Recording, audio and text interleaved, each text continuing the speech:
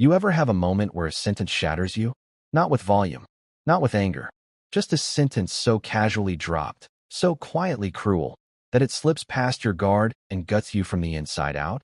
That was her, one Tuesday evening.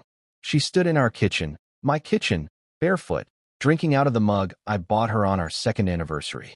No yelling, no build-up, just a shrug, a sigh, and then she said it like she was talking about the weather. I just feel like you never really did enough for me. And then she walked off, humming something under her breath, as if she hadn't just ripped open a decade of shared life and labeled it insufficient. I sat there at the island, stunned. I remember the granite felt cold against my arms. I watched her move through the house I paid for, the one I'd picked out after 2 years of saving, 2 years of sacrificing new suits and vacations so we could afford a decent down payment in a decent neighborhood. She passed the art I'd framed for her, the plants I watered every week because she always forgot, out to the garage, where her Lexus, my Lexus, in my name, registered and insured through my account, sat with a full tank, one I'd filled that morning before she even woke up. And still, I hadn't done enough. We met in line at a food truck downtown. She wore a blue sundress and gold hoop earrings. She laughed at one of my dumb jokes and made fun of my order, fish tacos with no cilantro. Said it was a red flag. I told her I didn't trust any green stuff that looked like shredded grass. That made her laugh harder. 3 months later, she moved in. 6 months after that, we were married. I worked in logistics. Not sexy, not glamorous, but stable. I was the dependable one. She used to call me the Rock, said I grounded her. I used to love that. Until, eventually, I started to feel more like ballast. She bounced between gigs, social media manager, freelance photography, short stints at startups that always seemed to crash 2 weeks after she joined. And I never minded. Not at first. I believed in her. I paid the bills. I supported her pursuits, even when those pursuits came with late nights and vague stories and passwords I wasn't allowed to know. Boundaries, she said once, when I asked about her locked phone. Just because we're married doesn't mean I owe you access to everything. That sentence stuck too. Married, but owing nothing. Loved, but not enough. It started changing slowly, the temperature of the relationship. Little things. I'd come home late from work, tired, and she'd barely look up from her phone. Dinner? Sometimes there, sometimes not. Sex? Scarce. Conversation? Only when she needed something. I kept trying. I brought home flowers on Tuesdays because she used to say they made her week feel softer. I offered to take her to the coast, a quiet weekend, just the two of us. She laughed and said, "What? Like a retirement trip?" She started hanging out more with her business circle. I never got names. Never met them. She said I wouldn't fit in.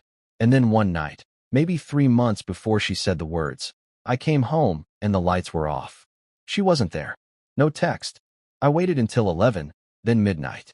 She walked in at 1:17 a.m., makeup perfect, phone pressed to her ear. Didn't even acknowledge me as she passed. I asked, gently, if we were okay. She looked at me like I was a dull knife. Said I was being needy, that I should trust her more. And so I did. Or at least, I pretended to. I stopped asking questions. I let the late nights slide. I told myself that maybe this was just a phase. Maybe she was going through something she didn't know how to say. I made excuses for her, even in my own head. Because when you love someone, really love them, you don't assume the worst. But love doesn't make you blind. It just makes you slow to accept what you already know. Her words that Tuesday, "You didn't do enough for me," they echoed louder than I expected. I found myself cataloging everything I did do. The mortgage, in my name. The utilities, paid from my account. Her car, her trips, the new iPhone, the bags, the brunches. And it wasn't even about the money. It was about the effort. I showed up. I was there. Every time. 2 weeks after that night, I found a receipt in the laundry. It wasn't hidden, just carelessly tossed in her coat pocket. A boutique hotel downtown. One night. A room for 2. I didn't confront her. Not yet. I needed to be sure. So I started watching. Quietly. The late returns. The change in passwords. The smile that used to be mine, now showing up on her phone when she thought I wasn't looking. And the clincher, a charge to my card for a dinner reservation I never attended, at a place I'd once tried to take her and she'd said was too tacky. I didn't scream. Didn't rage. I started making a list. This isn't the kind of story where a man shouts or breaks things. That's not me. I don't need to yell to know I've been betrayed. But I do need to understand. So I asked her, one night, when she got home late again, hairstyled, cheeks flushed, phone dying. What do you need from me that I'm not giving you? She blinked, took off her heels, sat down, didn't answer right away. Then she said something I'll never forget. Security's nice, but excitement? That's what I crave. And that was when I realized I was never the storm she wanted. Just the umbrella she borrowed on rainy days. You ever notice how silence can scream? That's what it felt like after she said it. Security's nice, but excitement? That's what I crave. The words hung between us like fog. I didn't say a thing. I just nodded, quietly, like someone being told the weather forecast. There's a storm coming, and it won't miss us. She went upstairs. I stayed at the kitchen table, fingers pressed against the wood, heart hammering softly in my chest. And I knew. Not just suspected. Not feared. Knew. Something was ending. But here's the thing. Men like me, we don't break immediately. We bruise first. And when we do finally break, it's quiet. Strategic. Almost clinical. That night, I opened my laptop and started sorting through our life. Not the memories, the numbers, bank accounts, titles, insurance, our shared credit cards. I made a spreadsheet, not out of revenge, but clarity. I needed to understand exactly what she'd taken for granted, what she believed she deserved, and what I'd blindly handed over in the name of love. The house. Mine. I bought it before we met. Her name wasn't on the deed. She never asked why. I think she just assumed it didn't matter. The car she drove? A lease in my name. I paid the insurance. She filled it with gas, but I kept the key to the ignition in more ways than one. Every luxury she claimed as her lifestyle, the Pilates membership, the Amazon hauls, the brunches with influencers who never tagged her, all funded through the card she never checked the balance on. That one. Mine too. I wasn't going to take it all away. I was just going to stop handing it over. The first thing I did was change my direct deposit. Quietly. No alerts. Just routed it to a new account under a trust I'd set up years ago when we were trying for a kid. We never had one. She said it would ruin her freedom. Next, I canceled the secondary card on our joint account. I replaced it with a prepaid debit and slipped it into the drawer under the keys. She didn't notice. Not that week. Then I called my insurance agent and updated the beneficiaries. Again, nothing dramatic. Nothing that would set off alarms.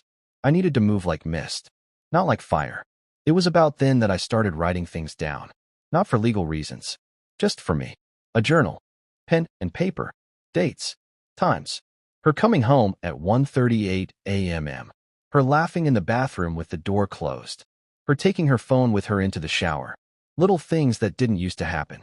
One entry read, she came home wearing a different perfume. I asked if she switched. She said no. Didn't look me in the eye. Another.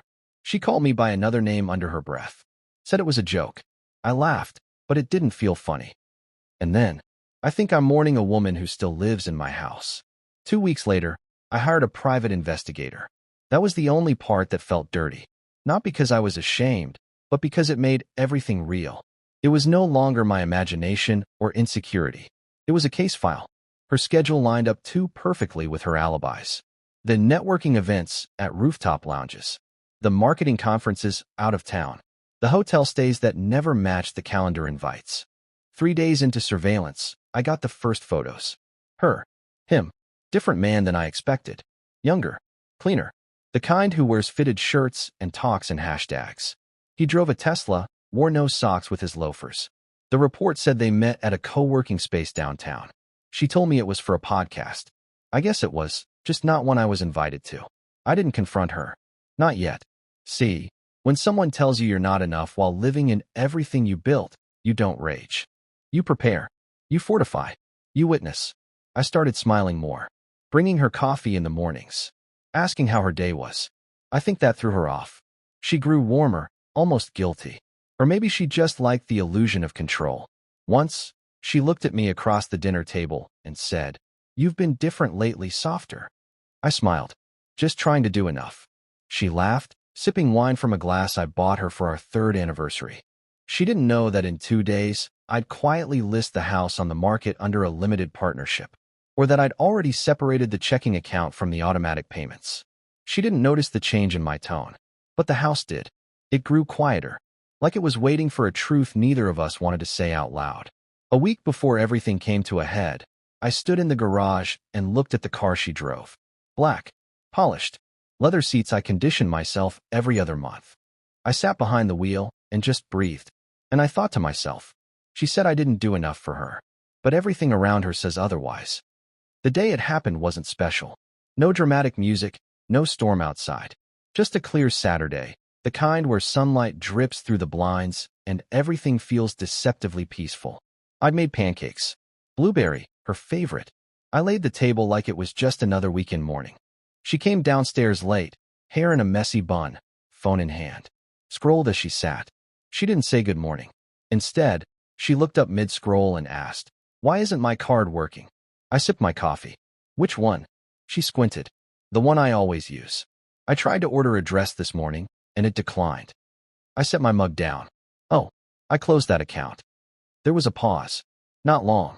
Just enough for the quiet to settle into her bones. "Why?" "Because I paid for it. And I'm done paying for what doesn't value me." She blinked. Smiled like I was joking. But her eyes? They were scanning. Calculating. Like she was trying to figure out the angle. The game. "What are you saying?" I stood.